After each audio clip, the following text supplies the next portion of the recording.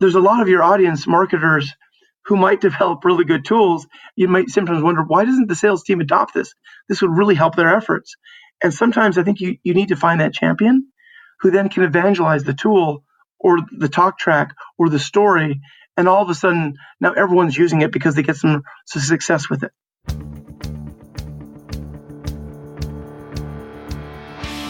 Welcome to the Modern Marketing Engine podcast, hosted by Bernie Borges.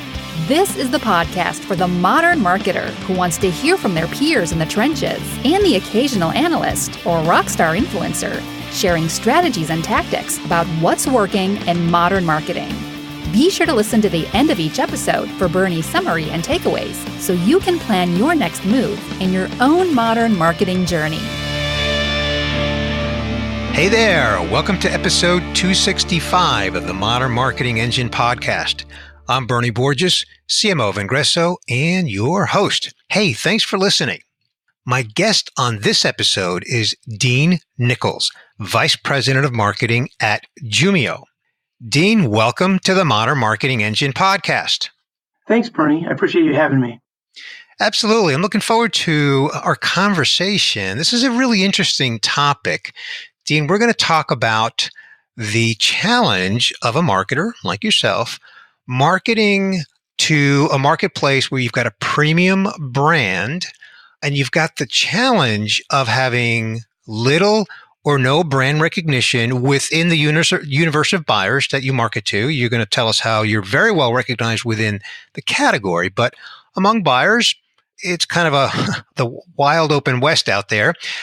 Those buyers have a recognized need, but they tend to assume that solution providers are relatively homogeneous, and that puts a lot of pressure on you as a marketer, and there's price competition and so forth. So that's kind of the topic, the situation. So before we get into that, Dean, why don't you give us an introduction to your company, Jumio, for some great context?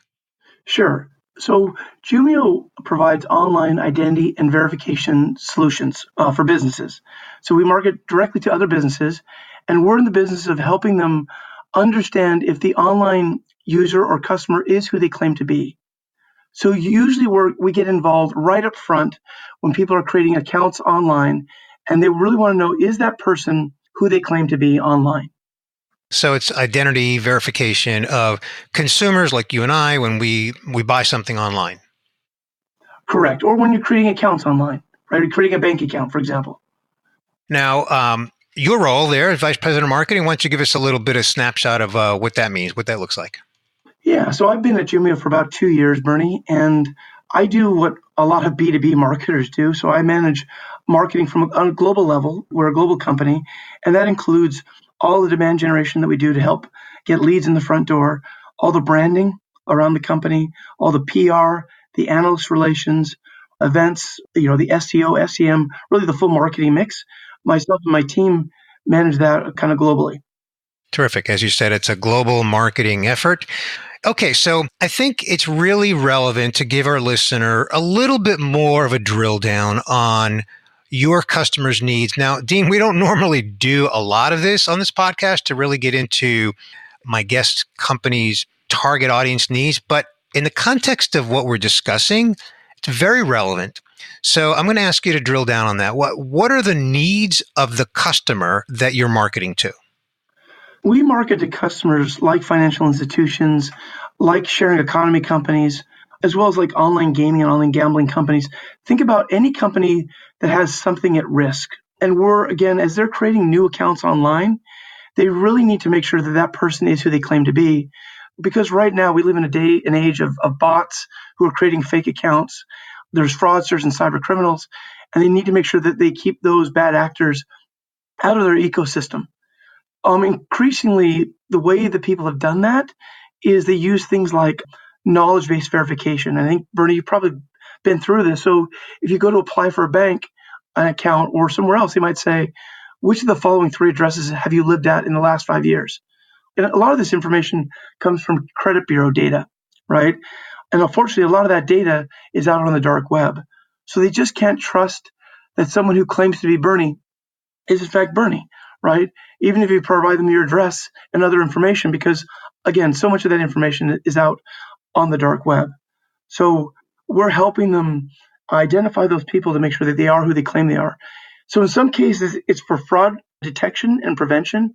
In other cases, they're mandated by regulations like Know Your Customer, or there's anti-money laundering laws that say you really need to know who your online customers are.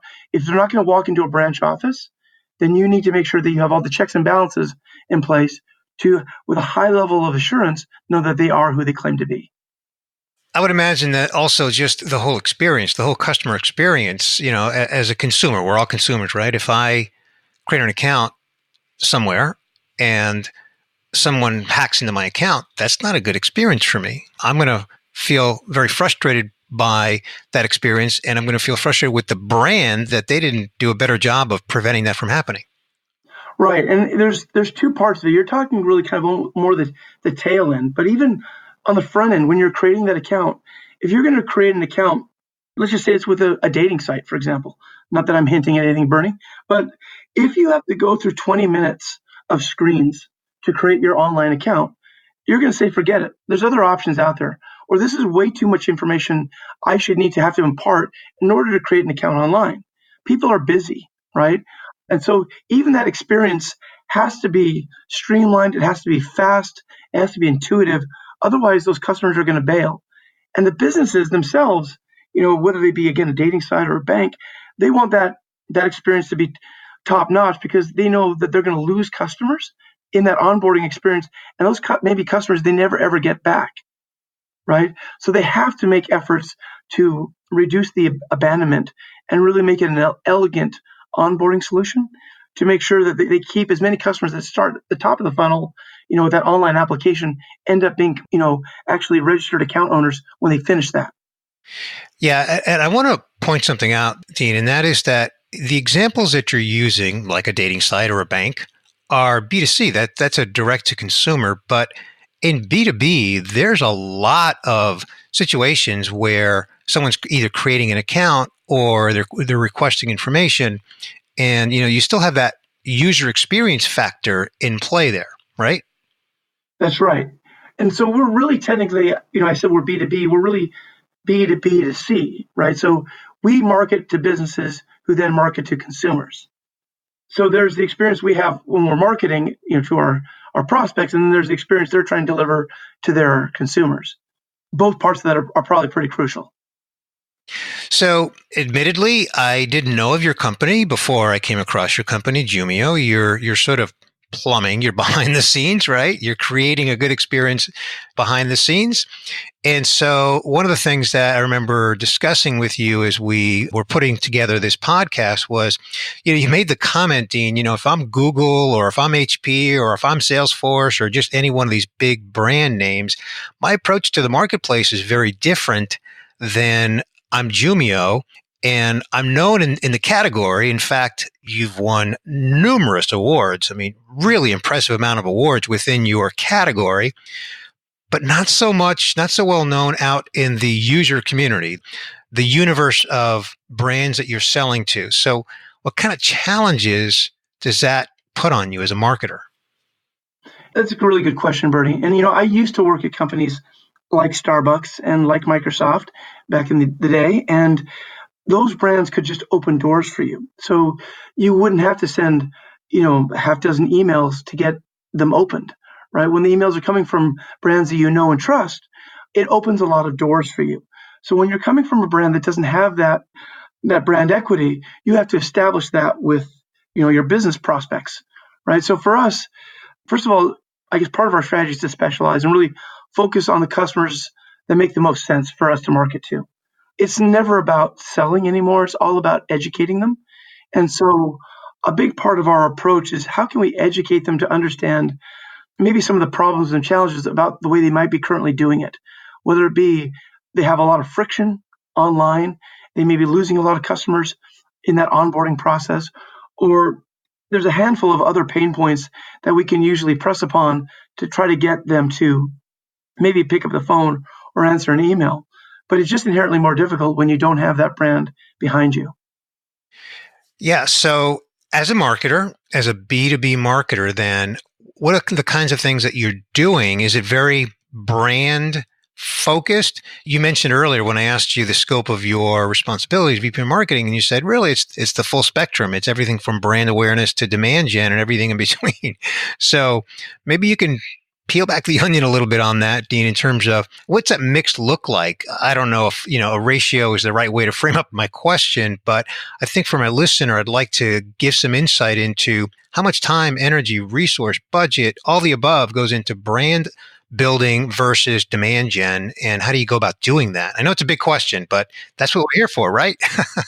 Yeah, and most of us are right in the middle of budgeting for 2020, and we're being asked that question: how do we allocate a limited pie to those two buckets, right? And so, for us, we probably spend about 30% on brand awareness and about 70% on demand gen. And for us, branding consists of a number of elements. We have 3 different PR firms kind of around the globe, and so the PR firms for us, they're helping us get our name out there, but they're doing that through byline articles, through trend jacking, and through just general press coverage and when we do our product launches, right? But also part of their charter is to help us find and get into the right award submissions as well. And so probably of that awareness bucket, PR is probably a good 2/3 of that mix. The other third of that mix is working with analysts like Gartner and others.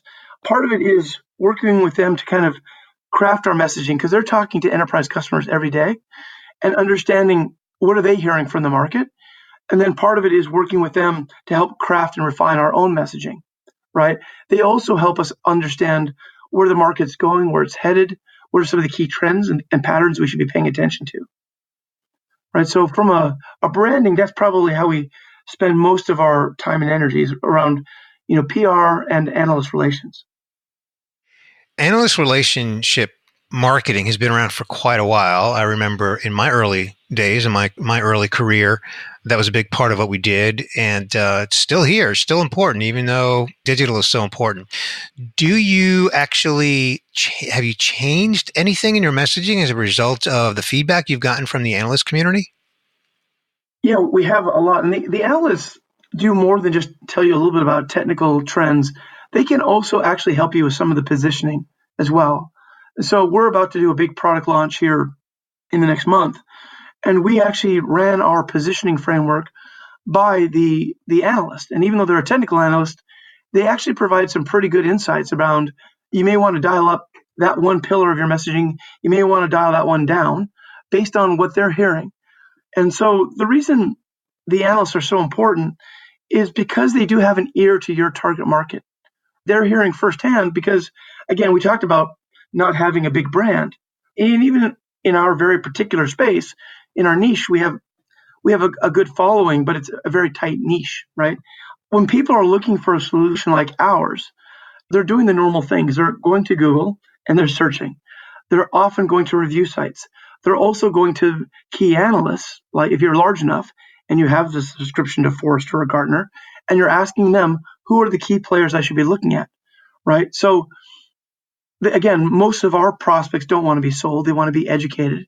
And that's why these analysts are so important, because they're educating, much like we're trying to do, they're educating these enterprise customers on what are some of the key factors you should be looking at when you're making this kind of decision.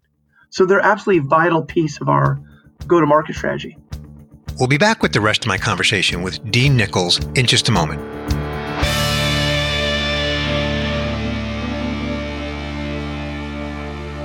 At Vengreso, we run the Digital Selling Benchmark Assessment Report. It is an assessment for B2B salespeople to understand what their current state of digital selling skills are. We survey them with 10 multiple choice questions to understand where they are today with their digital selling prowess. Now, that survey is the foundation for our report called the State of Digital Selling with LinkedIn 2019 report. We summarize the findings from 862 sales reps, and we've got commentary from 15 executives. I want to invite you to download that report. Go to stateofdigitalselling.com. And we're getting ready to survey people for the 2020 version of the State of Digital Selling report. That'll be available early second quarter of 2020. But before you get ready for that, and you can participate in that if you like, stay tuned for more on that. Make sure that you get the 2019 State of Digital Selling Report. Again, go to stateofdigitalselling.com to get that report now.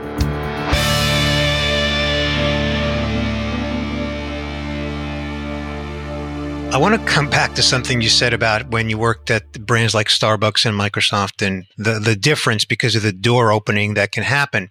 And I want to take it to the relationship with sales. You know, at Vengreso, we're all about enabling salespeople.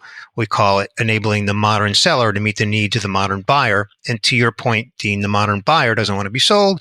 Modern buyer wants to be educated, and the modern buyer needs to be engaged the way that they want to be engaged. And so much of that is through relevant content and just value engagement touch points. So you want to speak to how you are enabling the sales team to be the modern seller to meet the needs of your modern buyer? Yeah, and it does come back to content. We do a ton of research around the market. We do get some of the insights from the analysts, but we do our own research as well. We do a ton of research around our competitors and how they're positioning and what the value prop is. Part of our charter, I almost view our charter is in three large buckets. One is around demand generation, one is around awareness, and the third is in fact sales enablement. And of those three, we probably spend about a third of our time and energy enabling our sales team and our partners that resell our solutions to really understand our solutions, right? But that's also a lot of it is how do they tell a story? So what we try to do increasingly is arm them with the tools to tell an effective story. So, one of the things we talked about prior to this call was, we claim that we have the best quality in the market, right? And so does, frankly, anyone else. How do you communicate quality when it's a little bit nebulous when you're doing identity verification? Well, we've equipped our sales team with tools, whether it be like online calculators and other tools like that allow them to have a conversation, a dialogue with prospects to say, listen, when you're going to look at the cost of online identity verification, our particular space, you should not only consider the cost of our solution, you should consider the cost of, for example, if there's an inferior solution that offers, say, a poor quality in terms of accuracy, and that maybe puts more of the onus for identity verification back on the business customer, that may translate to more manual review on their side. That means more time, more energy, more money. That may translate to more lost customers, more abandonment, right? So by developing a calculator, some simple tools, we allow the customer to put in their own assumptions, to do their own math, but it gives them a way to reframe the problem. So it's not just about the verification costs, but in our cases, what is the total cost of onboarding a new customer, right? We're obviously a critical component to that, but how can they tell that bigger story? And then it helps the customer think about it a little bit more strategically themselves. And by giving them the tools to tell the story, we found that's been incredibly powerful in helping them sell more effectively. I love it. So it's storytelling, but it's storytelling with the right tools so that they can tell the right story and communicate it in a way that's educational to the buyer. That's right. And have your salespeople embraced that? Or do you have any kind of sort of a traditional mindset that needs to be overcome among the sales team? I think marketing generally would find this to be true. In some cases, you need to find a champion, right? Or two. Our sales team is spread out all over the globe. If I'm being really honest, the reason this, for example, this TCO calculator tool took off is that I had a guy who focuses on Latin America who started using this tool religiously in all of his sales calls, right? It's how he would position his entire sales call was around this conversation around this tool. He started getting success. He started closing a lot more deals than anyone else. And even though I had shared the tool with the entire sales team globally, they started saying, what is this guy doing different than the rest of us? And then I had him essentially become a case study for all the other salespeople. Then he explained, not me, he explained to the sales team how he's using the tool to sell. And now all of a sudden, all the sales teams are using it because I had that champion internally and he was getting really good results and continues to get good results with it. And I think there's a lot of your audience marketers who might develop really good tools. You might sometimes wonder, why doesn't the sales team adopt this? This would really help their efforts. And sometimes I think you need to find that champion who then can evangelize the tool or the talk track or the story. And all of a sudden, now everyone's using it because they get some success with it. And just to be clear, the tool that this gentleman was using was the online calculator? Yes. Okay. Fantastic. It reminds me of the cliche that, sometimes the best way to get children to do something is not just to hear from the parents, but to hear from their peers, other children. Right. Well, the other thing I would say, Bernie, is that in a lot of cases, salespeople honestly don't think that marketing folks know how to sell. Like, look, you're marketing people, stay in your lane, let us sell. Why don't you guys just market, right? And I think marketing is always usually well-intentioned.